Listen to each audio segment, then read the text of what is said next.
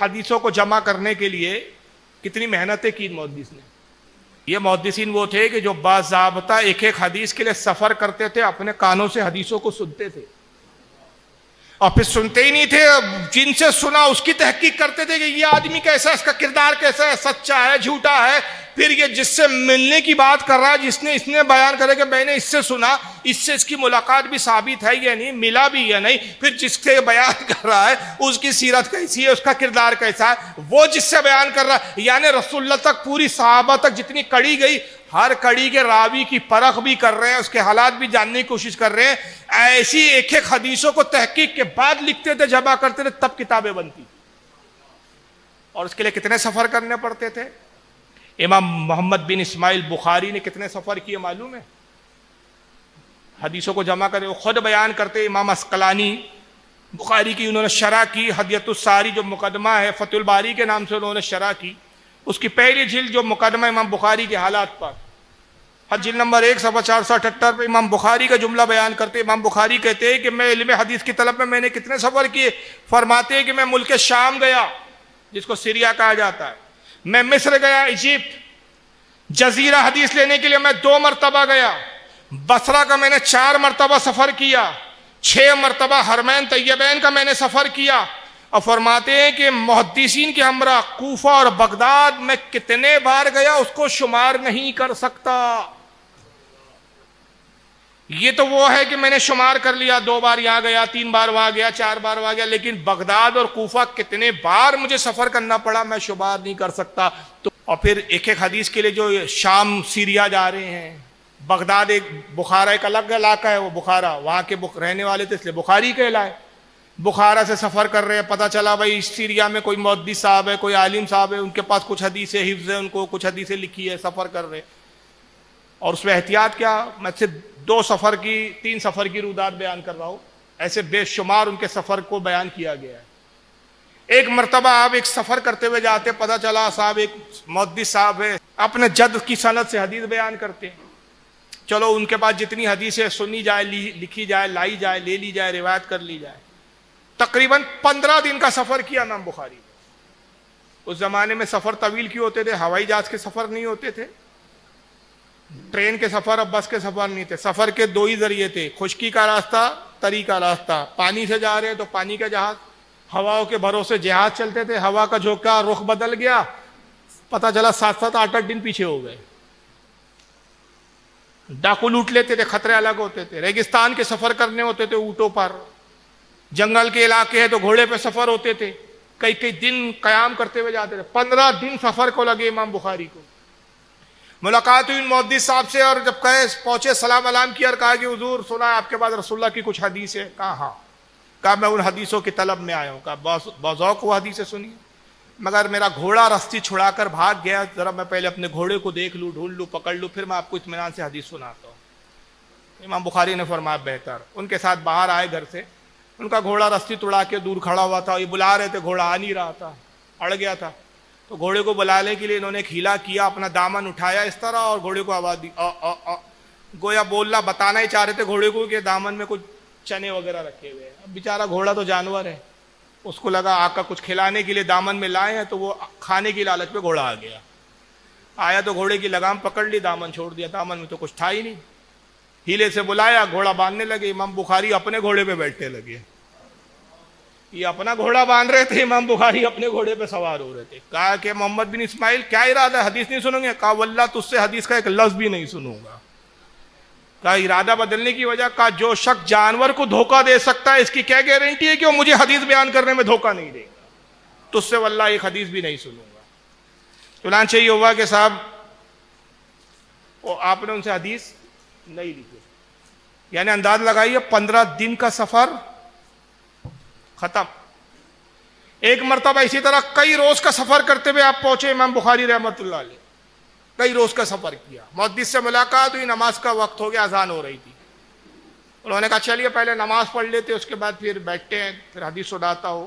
بولے ٹھیک ہے. مسجد کی طرف جا رہے تھے, بے خیالی میں انہوں نے قبلے کی طرف تھوک دیا.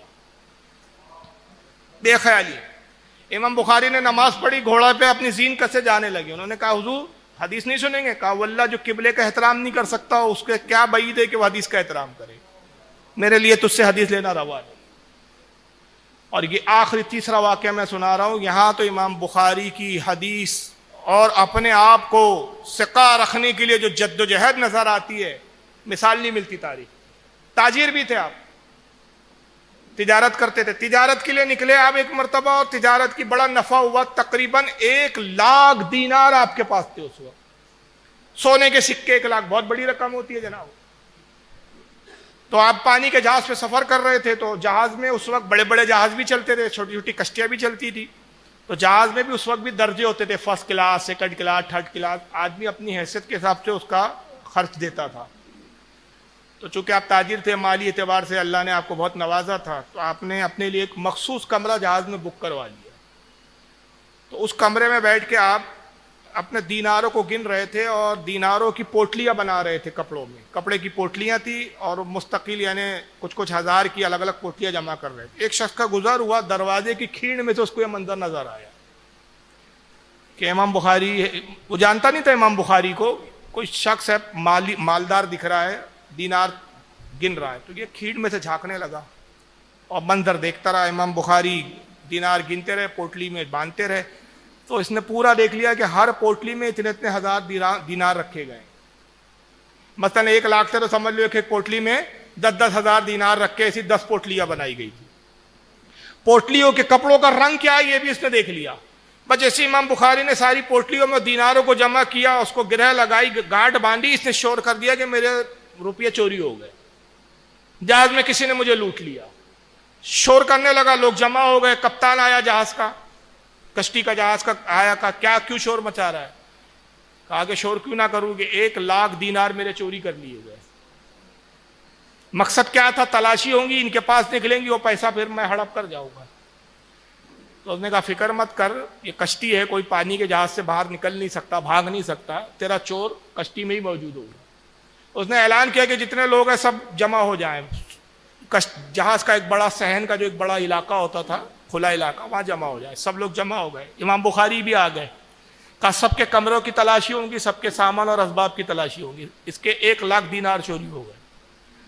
تلاشی ہوئی، امام بخاری کی بھی تلاشی ہوئی. 1,00,000 دینار تو چھوڑیے، 1 دینار بھی نہیں ملا، 1 پوٹلی بھی نہیں ملی. تو جہاز کے کپتان نے اس کو ڈانٹا، کہا کمبخت جھوٹ بولتا ہے، جس رنگ کی تو پوٹلیاں بتا رہا ہے اس رنگ کی پوٹلی تو پورے جہاز میں کسی کے پاس نظر نہیں آتی. اتنی بڑی رقم کسی کے پاس جہاز میں موجود نہیں، نہ اس کلر کی، اس رنگ کی، اس کپڑے کی کوئی پوٹلی ہے. جھوٹا تو نے تہمت لگائی، شور کیا، لوگوں کو پریشان کیا. خبردار اب یہ حرکت نہ کرنا، یہ مذاق، بھدا مذاق نہ کرنا، ورنہ تجھے سمندر میں پھینک دوں گا. دادا دبکا. اور وہ پھر کپتان نے کہا جاؤ، میں معذرت چاہتا ہوں بھائی، اب اپنے اپنے جگہ جائیں، اپنا آرام کرے، یہ کم بخت مسخرہ ہے. جب لوگ چلے گئے تو یہ امام بخاری کے پاس آیا اور ہاتھوں کو بوسہ دیتا اور کہتا ہے کہ آپ کا نام کیا ہے شخص؟ تو آپ نے کہا مجھے محمد بن اسماعیل بخاری کہتے ہیں. کہا میں جان گیا کہ آپ اللہ کے بہت بڑے ولی ہیں، مجھ سے غلطی ہوئی کہ میں نے آپ پہ تہمت لگائی. میں نہیں جانتا تھا کہ آپ اتنے بڑی ولی ہے. واللہ آپ کی کرامت تو میں نے اپنی آنکھوں سے دیکھی کہ آپ نے اپنی کرامت سے وہ رقم نگاہوں سے اجھل کر دی. آپ نے رونے لگے، آنکھوں میں آنسو آ گیا. آپ نے فرمایا واللہ نہ میں کوئی ولی کامل ہوں، یہ عاجزی تھی، ہم تو مانتے کہ ولی تھے. وہ ولی کیا، ولیوں کے تاجدار تھے. کہ واللہ نہ میں ولی ہوں، نہ میں نے کوئی کرامت ظاہر کی. اصل میں معاملہ یہ کہ جب تو نے شور کیا، چیخا چلایا کہ میرے 1,00,000 دینار چوری ہو گئے، میں سمجھ گیا کہ تیرا مقصد کیا ہے. وہ جتنی میری زندگی کی کمائی تھی میں نے اٹھایا اور سمندر کے حوالے کر دیا، میں نے سمندر میں پھینک دیا. کہا آپ نے پوری رقم کیوں برباد کی؟ کہا صرف اس لیے کہ میں رسول اللہ کی امت کا محدث ہوں، حضور سے حدیثوں کو سنتا، روایت بیان کرتا ہوں. اگر ایک مرتبہ بھی مجھ پر چوری کی تہمت لگ جاتی، تا زندگی میں ایک حدیث بیان کرنے کے لائق نہیں بچتا. اور جب میں حدیث بیان کرتا لوگ یہی کہتے کہ چور نے حدیث بیان کی ہے، یہ چور کی حدیث نہیں مانی جائے گی. اپنی ثقافت کو بچانے کے لیے وہ زندگی بھر کی کمائی تھی وہ قربان کر دی. امام بخاری یہ تھے محدث جناب. ان محنتوں اور ان مشقتوں سے یہ کتابیں ہمارے پاس آئی. اور جب بخاری لکھی، آپ نے عہد کیا کہ میں ایک ایسی کتاب لکھوں گا. بخاری نہیں، اور بھی کتابیں آپ کی. وقت نہیں ہے، اب مجھے چٹھی آ گئی ہے کہ ختم کرے. واقعی بیان بہت طویل ہے میرا، جو میں کچھ نوٹس لکھ کے لایا یہ آدھے بھی نہیں ہوئے ابھی. اب اس سے اندازہ ہو گیا مجھے کہ یہ بیان اگر دوبارہ کہیں کرنے کا موقع ملے تو 3 نشست چاہیے اس کے لیے، کم سے کم 1 نشست کا بیان نہیں ہے، کیونکہ وقت اجازت نہیں دے رہا ہے. آگے بہت ساری باتیں اور نکات، بہت سے بزرگوں کے واقعات اور بھی چیزیں تھیں، لیکن اب وقت نہیں ہے. میں ضمناً بس مختصر عرض کرتے ختم کر دوں گا 10-15 منٹ کے اندر. آپ کی حدیث کی اور بھی کتابیں ہیں، جیسے التاریخ الکبیر، صحابی کی ترتیب پر لکھا ہے آپ نے. التاریخ الکبیر کئی جلدوں میں آتی ہے، الحمدللہ میرے پاس 12 جلدوں کا نسخہ موجود ہے. التاریخ الصغیر ہے، اور بھی کتابیں آپ نے لکھی، الادب المفرد ہے یہاں موجود. یہ بھی بتانا تھا کہ اہل حدیثوں نے کتابوں میں کیا کیا چوریاں کی ہے، کیسی کیسی حدیثوں کو نکال پھینکا ہے، لیکن اب وقت نہیں ہے. الادب المفرد بھی لکھی، اور بھی کئی کتابیں، لیکن اس میں بخاری وہ ہے جو سب سے زیادہ معروف ہے. اور اس کا نام کیا ہے امام بخاری نے جو رکھا، ان کے نام کی نسبت سے ہم بخاری بولتے ہیں. در حقیقت بخاری کا نام بخاری ہے ہی نہیں، نام اتنا بڑا ہے کہ وہ نام نہیں لے پاتے ہم، تو اس لیے بخاری بول دیتے ہیں. اس کا نام جو اصل نام ہے وہ الجامع المسند الصحیح المختصر من امور رسول اللہ صلی اللہ علیہ وسلم وسننہ وایامہ. اتنا لمبا نام ہے بخاری کا. جناب ترجمہ کیا ہوتا ہے اس کا؟ اور رسول اللہ کے کاموں، سنتوں، زندگیوں سے متعلق جامع مسند صحیح کا مختصر مجموعہ. لیکن اتنا لمبا نام لیتے لیتے اب ایک ایک حدیث کا حوالہ دے اور کہے کہ اس کو امام بخاری نے الجامع المسند الصحیح المختصر، تو پتہ چلا کہ بھائی نام لینے میں بھی بوجھل ہوں گا آدمی، سننے والے بھی بوجھل ہوں گے. تو علماء نے کیا طریقہ ان کے نام کی نسبت سے کہنا شروع کر دیا، صحیح بخاری. ورنہ امام بخاری نے اپنی کتاب کا نام صحیح بخاری نہیں رکھا، یہ رکھا ہے.